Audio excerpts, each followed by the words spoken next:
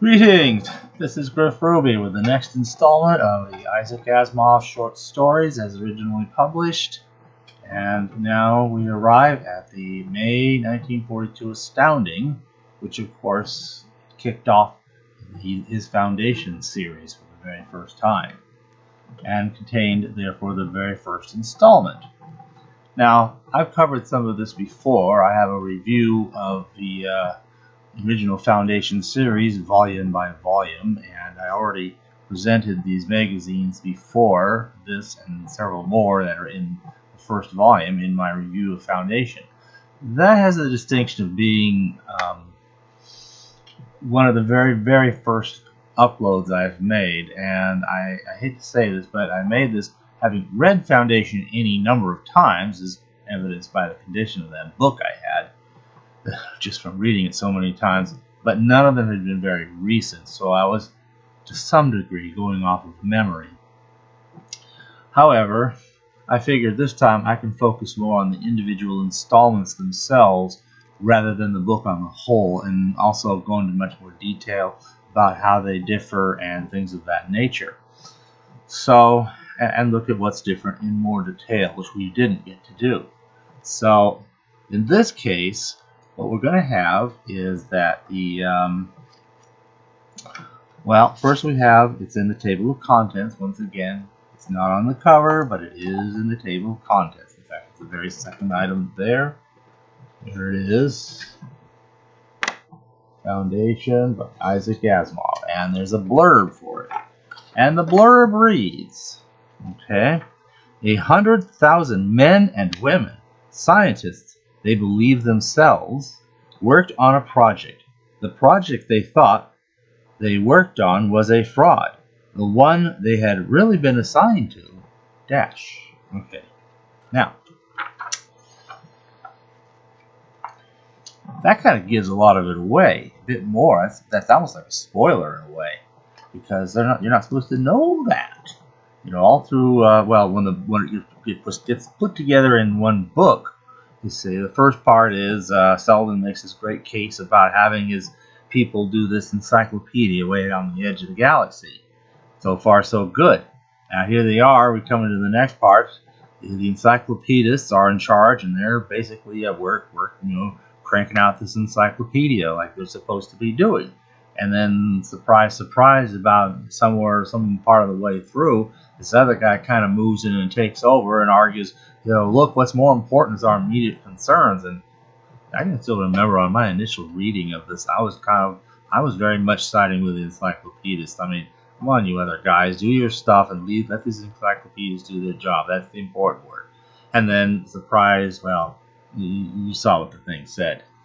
On the main page, once again, is another blurb, and it says, it's a characteristic of a decadent civilization that their scientists consider all knowledge already known, that they spend their time making encyclopedic gatherings of that knowledge, but that Foundation was something rather tricky. Okay, that's a little more innocuous, a little more like something that doesn't give away spoilers. And then, this time I think this would be worth going in full, because this is unique to the original application, original publication. There is one small exception I will get to shortly. And it says, Hari Seldon was old and tired. His voice, roared out, though it was, by the amplifying system, was old and tired as well. There were few in that small assemblage that did not realize that Hari Seldon would be dead before the next spring, and they listened in respectful silence to the last official words of the galaxy's greatest mind. This is the last meeting, that tired voice said, of the group I had called together over 20 years ago. Seldon's eyes swept the seated scientists. He was alone on the platform, alone in the wheelchair to which a stroke had confined him 2 years before, and on his lap was the last volume, the 52nd, of the minutes of the previous meetings. It was opened to the last page. He continued. The group I called together represented the best that the galactic empire could offer of its philosophers, its psychologists, its historians, and its physical scientists.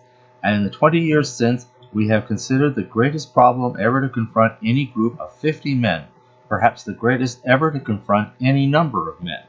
We have not always agreed on methods or on procedure. We have spent months and doubtless years on futile debates over relatively minor issues. On more than one occasion, sizable sections of our group threatened to break away altogether, and yet, his old face lit in a gentle smile, we solved the problem. Many of the original members died and were replaced by others. Schemes were abandoned, plans voted down, procedures proven faulty.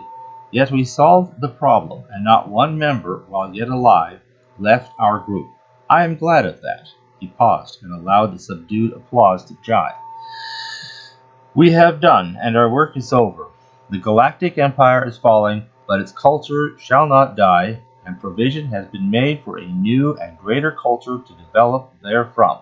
The 2 scientific refuges we planned have been established, one at each end of the galaxy, at Terminus and at Star's End. They are in operation and already moving along the inevitable lines we have drawn for them. For us is left only one last item, and that 50 years in the future.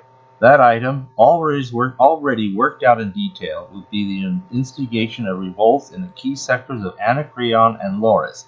It will set that final machinery in motion to work itself out in the millennium that follows. Hari Seldon's tired head dropped. Gentlemen, the last meeting of our group is hereby adjourned. We began in secret, we have worked throughout in secret, and now end in secret, to wait for our reward 1,000 years hence with the establishment of the Second Galactic Empire. The last volume of minutes closed, and Hari Seldon's thin hand fell away from it. I am finished, he whispered. Well, I wonder if that's the same volume he has in his hand when he appears in those holographic recordings, and he puts it down and talks, and then he says, "Oh, that's it for now," picks it up, and the holographic projection ends. We have 2 pieces of artwork. Let's go into some detail here. This one is Salvor Hardin meeting up with Asimov of the Anacreon. And Hodrick's got all this very royal-looking stuff with decoratives and all this kind of thing. And Salvor Hardin, on the other hand, looks relatively simple in his simple makeup. It's being very diplomatic. He's handing his gun to the Hodrick, and he's ignoring this little bulge up here, very slight, that conceals a weapon, but he's not going to concern himself with that, and that's okay. He's just going to pretend it's not there, and it's perfectly well. There's one other piece of artwork, not anywhere but the original publication, and that is towards the end. There's this wonderful drawing, and I like this a lot, of Hari Seldon making one of his holographic appearances at the end of each of these sections, or at least the first few of them. And that's him inside the booth, bald, looking scholarly.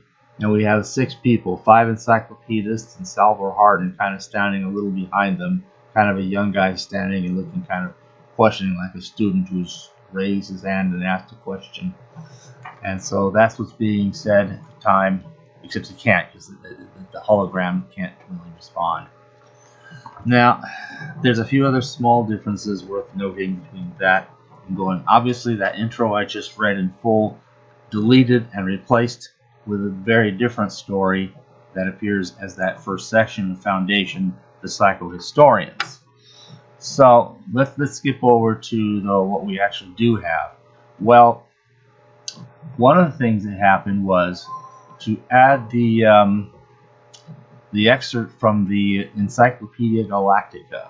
So it was added a whole section that says Terminus. Its location, see map, was an odd one for the role it was called upon to play in galactic history, and yet, as many writers have never tired of pointing out, an inevitable one. Located on the very fringe of the galactic spiral, an only planet of an isolated sun, poor in resources and negligible in economic value, it was never settled in the 5 centuries after its discovery until the landing of the encyclopedists. It was inevitable that as a new generation grew, Terminus would become something more than an appendage of the psychohistorians of Trantor. With the Anacreonian revolt and the rise to power of Salvor Hardin, the first great line of, okay, that's all it gave. And that's all new. After that, there's a number of small differences. Let's see. First of all, it goes from... it's kind of interesting to hear some of these different planets that we've seen in the Galactic Crusade, or what was that one? Pilgrimage, or what it ended up as, Blackfriar of the Flame. Okay, the original one it says this: do you realize that Anacreon stands square across what was our last remaining trade route to Santani and to Trantor and to Vega itself? In the new one, it was reworked to, we've been expecting it, but that doesn't make it any more comfortable. Anacreon stands square across what was our last remaining trade route to Santani and to Trantor and to Vega itself. So we have a few very minor things. The Emperor's left big toe just becomes his left toe. Originally it said darned because they couldn't say damned, but in the book they could change it to damned. First of all, okay, well, let's see. There's one other here. A couple others. Originally, and in the book, there's something kind of interesting, and that's a situation with respect to Encyclopedia Foundation Number One. Kind of suggests that maybe there's an Encyclopedia Foundation Number Two. They didn't fix that for the book, although later on, actually, it turns out in more recent editions of the book, they have sucked out the number one part. So, let's find another one like that.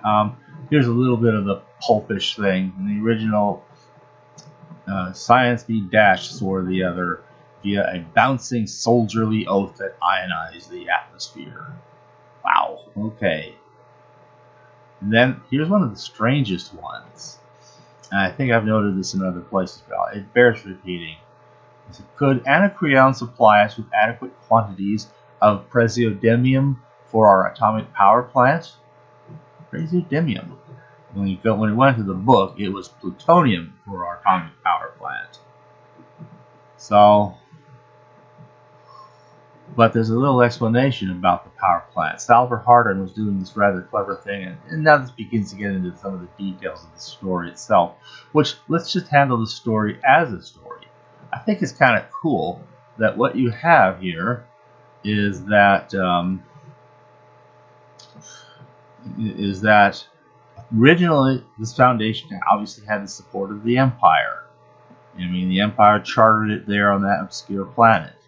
But as the Empire started losing power over the periphery and began to start contracting, the local stars, Anacreon, also Smyrna, and a couple of other places whose names seem to vary a lot, comprising the four kingdoms that I guess immediately surrounded the area, went from being particular provinces of the whole empire into being their own little kingdoms.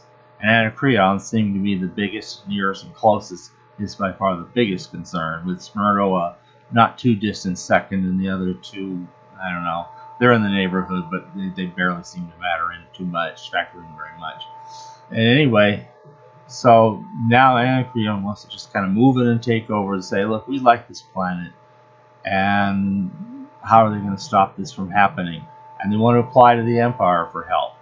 And the Empire actually sends this representative, and it's so funny, the guy. It's a great character. Lord Darwin, he's all talking like some, I don't know, Elmer Fudd, if you ask me, but, sounding kind of silly, or maybe like, I like a stereotype that I will comment on because bad things could be made of that I'd rather not get into.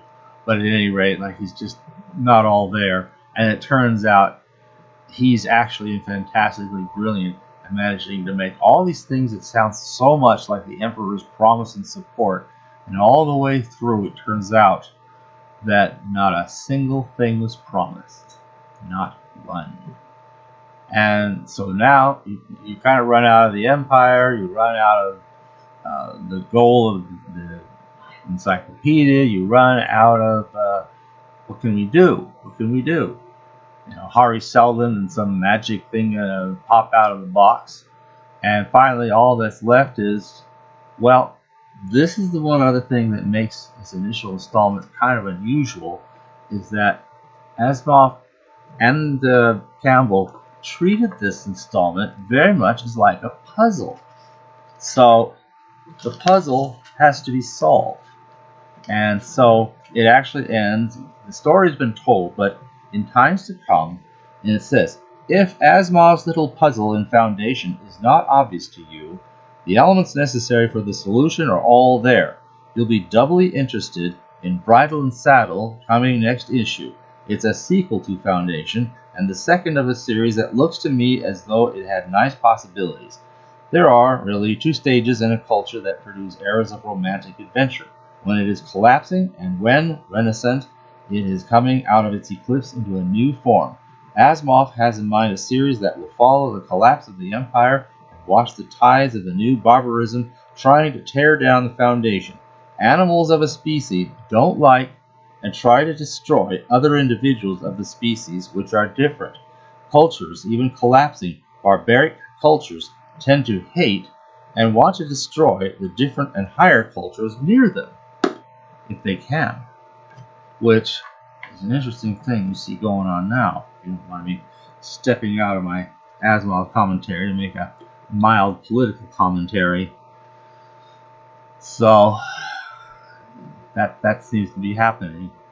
I mean, look at what's happening. You have the original American culture trying to struggle to keep itself. Here we are. And then you have those who want to get rid of the Constitution, the Bill of Rights. They want to pack the court. They want to do away with Senate filibusters. They want to take away freedom of speech, the whole cancel culture, doxing, all that kind of stuff. They want to take away freedom of religion, where churches are closed on the pretext of, the disease, but not casinos and other things that are just mere entertainment. And so on. Even freedom to assemble. Well, what about rights of the accused? That seems to be, it's become more and more that an accusation is as good as a conviction. I mean, whatever happened to rights of the accused? Well, that too is fading fast. So, I mean, we see that, and of course, those of us who oppose those problems, we're now somehow the bad guys. Go figure. Okay. Well, so, the Foundation gets picked on too. By all these surrounding neighbors, they're falling into barbarism.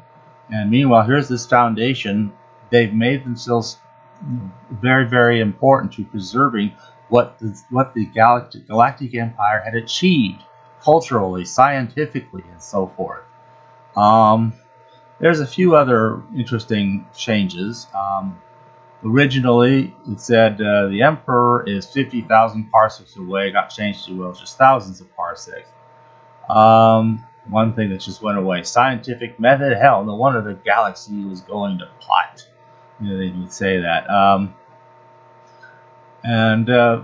We had to make some other adjustments. Let me see here. Okay, what's the most important one? Well, Hari Seldon gives a little explanation. Well, there's one other explanation that got added in the book. I said that Hari Seldon was kind of trying to fake out the Anacreons by mentioning that they had atomic power. That might make us a target. Well, yeah, but it also means they might move more slowly, because if we got atomic power, maybe that makes us, something they need to watch out for. And when he talked about plutonium, he was putting a little trap, and this gets explained in the book, but it's not in the original article.